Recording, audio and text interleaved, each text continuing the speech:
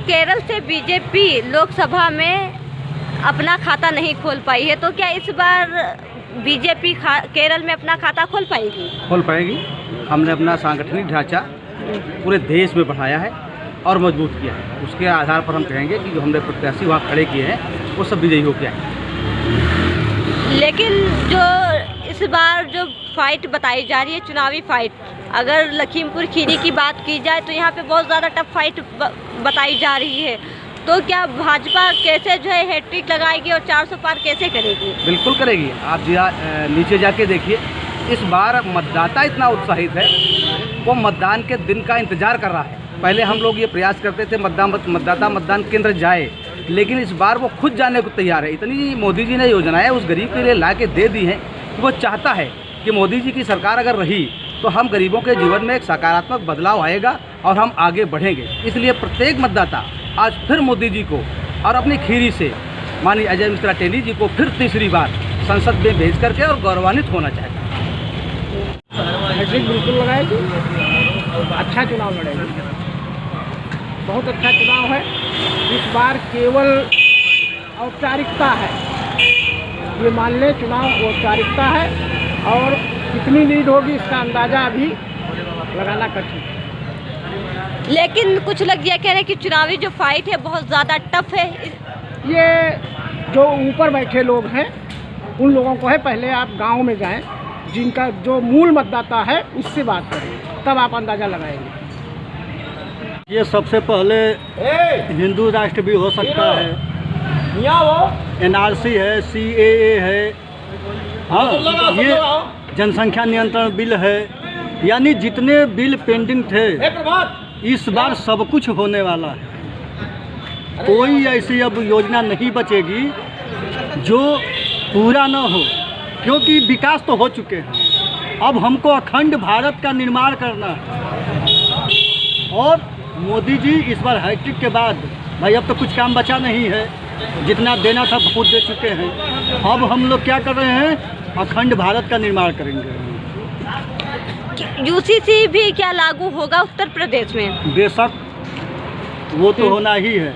योगी बाबा हैं, बुलडोजर वाले बाबा हैं। आप देखिए पहले स्थिति क्या थी, और मैं आपको बता दूं व्यक्तिगत तौर पे हम लोग अपने नून रोटी और तेल के लिए मोदी सरकार को वोट नहीं देते हैं, हम लोग अपनी सुरक्षा के लिए वोट देते हैं। और मैं व्यक्तिगत या जितने लोग हैं अधिकांश लोग अपनी सुरक्षा के लिए वोट देते हैं और अखंड भारत के निर्माण के लिए वोट देते हैं। लेकिन कुछ लोग तो ये कह रहे हैं कि जो मोदी सरकार की जो पुलिस है वो बिल्कुल नाकाम है, क्राइम बहुत हो रहा है। किसकी पुलिस?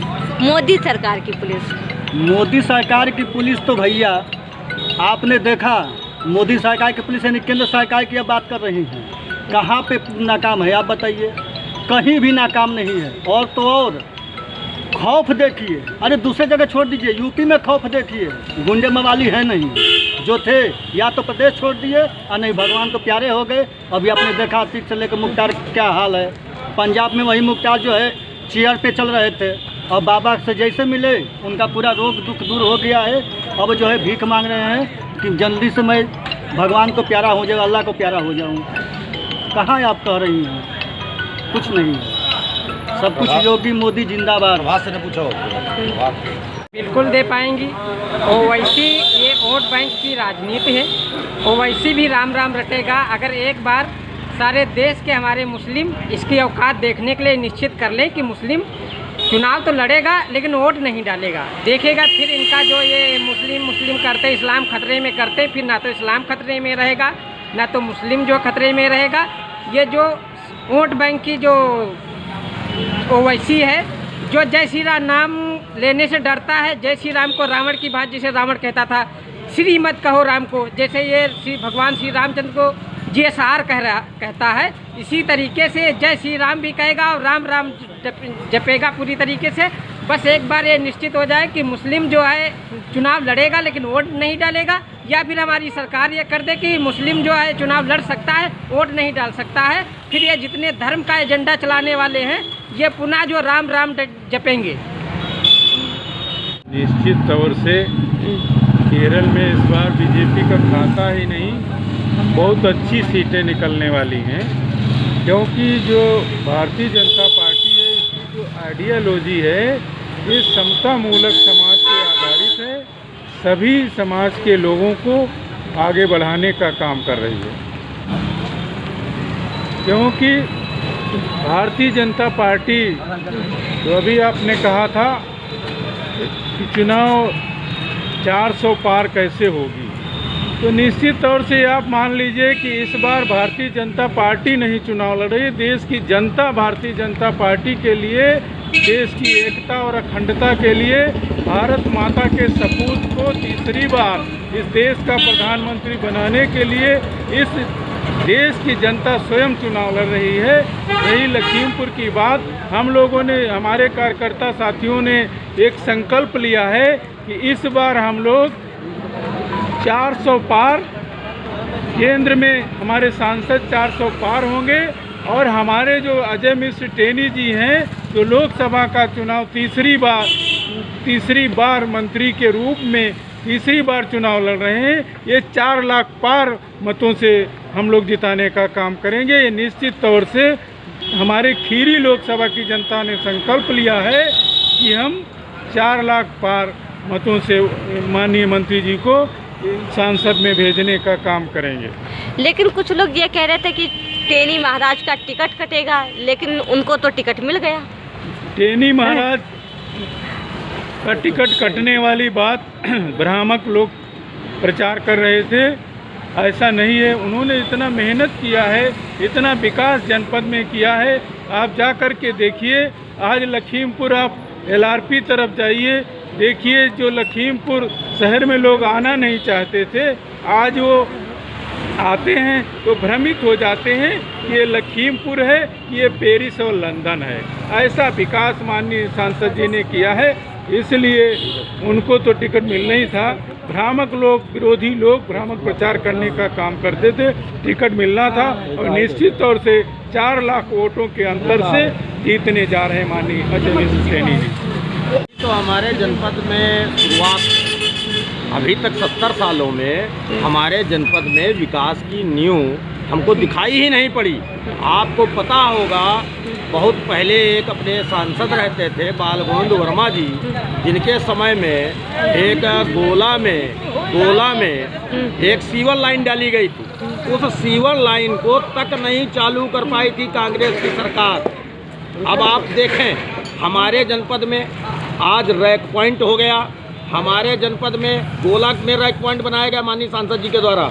हमारे जनपद में आज एक मेडिकल कॉलेज मिल गया, हमारे जनपद में बहुत सारे पुल बन गए, हमारे जनपद में 2 कृषि के महाविद्यालय में अनुसंधान केंद्र खोल दिए गए। आप एक बात कल्पना करें, ये सफाई कहते हैं, बसपाई कहते हैं। मैं जो हूँ वो जो हमारे किसान भाई हैं उनका मैं बड़ा हितैषी हूँ।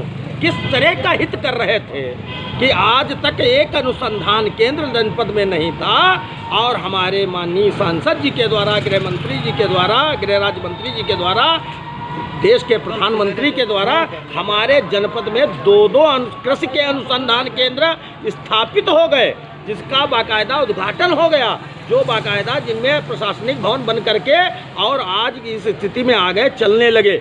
आप देखिए ये 70 सालों में हमारे जनपद में एक भी मेडिकल कॉलेज इन्होंने देने का काम किया था क्या किया था? कभी मेडिकल कॉलेज हम लोग कल्पना रहती थी, परे था कल्पना से कि लगता ही नहीं था कि मेडिकल कॉलेज मिल जाएगा।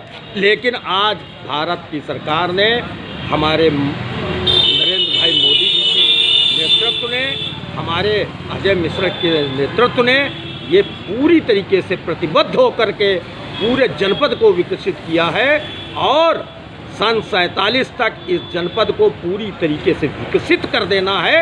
अब देखें, आपको पता होगा रेलवे स्टेशन कहाँ थी, आज आपकी रेलवे स्टेशन की स्थिति क्या है।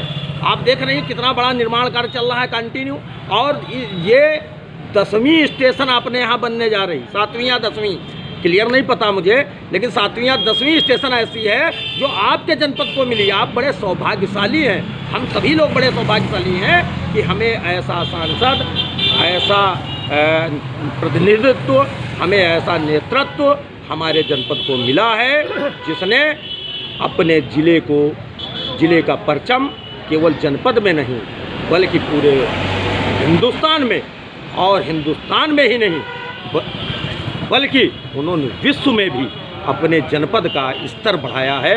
और निस्संदेह आप माने कि जब हमारे माननीय सांसद जी पुनः जीतेंगे, आज भारतीय जनता पार्टी ने उन पर विश्वास जताया, तो विश्वास जताया तो इसीलिए कि उनका वर्किंग जो है, आप देखें बहुत से सांसदों को हमने देखा, कोई भी अपने कार्यों का लेखा जोखा जनता के बीच नहीं लेके जाता था। आज हमारे सांसद पूरा लेखा जोखा जनता के बीच लेकर के जाते थे। विकास की बात करते हैं, विकास में भी हमको नंबर 1 मिलते हैं। जब हम बात करते हैं इनकी ऑनेस्टी की, इतना ऑनेस्ट लीडर जनपद में नहीं मिला है। और मैं ये कह सकता हूँ दावे के साथ में, आज मेरी उम्र 47 साल हो गई, मैं राजनीति से ही जुड़ा रहा हूँ, मेरी पूरी फैमिली राजनीति से जुड़ी रहती है। 47 वर्षों में मैंने कभी भी किसी सांसद को इतना अच्छा, जो वक्ता भी अच्छे हैं, उनके अंदर क्वालिटी भी है, वो बहुत ही ईमानदार व्यक्ति हैं, बहुत ही दृढ़ संकल्पित होकर किसी कार्य को करने की क्षमता वान व्यक्ति। धन्यवाद।